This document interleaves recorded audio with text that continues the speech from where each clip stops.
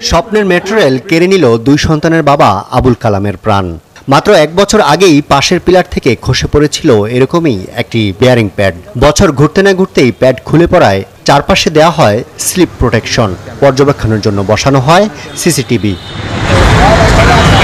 তবে ঢিলেঢালা পদ্ধতি আর অনিরাপত্তার মধ্য দিয়ে প্রতিদিন 60,000 মানুষ বাধ্য হয়ে ব্যবহার করছেন এ বাহন।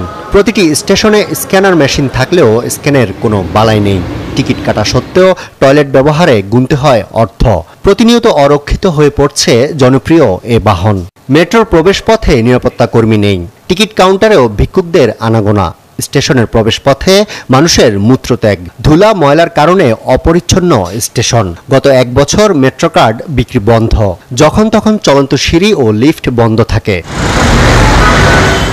নানান অসঙ্গতির কারণে প্রশ্ন উঠছে, নগরবাসীর জন্য কতটা ঝুঁকিমুক্তভাবে নির্মাণ করা হয় মেট্রো রেল।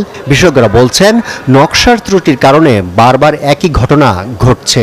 মেট্রোর মতো একটা হাই স্পিড করিডোর, এখানে ট্রেন চলবে, সেখানে পট বিয়ারিং না দিয়ে আমরা বিয়ারিং প্যাড দিয়ে ফেলেছি। এবং এখন অনেকেই বলার চেষ্টা করছে নিয়মিত আপনার তদারকি করতে হবে, রক্ষণাবেক্ষণের কথা বলা হচ্ছে। কিন্তু আমরা তো মেট্রো ডিজাইন করেছি 100 বছরের জন্য। এই বিয়ারিং প্যাডের আয়ুষ্কাল হয় 30 থেকে 40 বছর। এটা তো আসলে 6 মাস 1 বছর পর পর যদি বারবার এটাকে মনিটরিং করতে হয়, বারবার যদি এটাকে মেনটেনেন্স করতে হয়, এটা তো আসলে টেকসই সমাধান হবে না। টেকসই সমাধান মাথায় রেখে আমি মনে করি এটা পট বিয়ারিং প্রযুক্তিতে যদি আমরা চলে যেতে পারতাম, এটা কিন্তু একটা স্থায়ী সমাধান হতে পারত।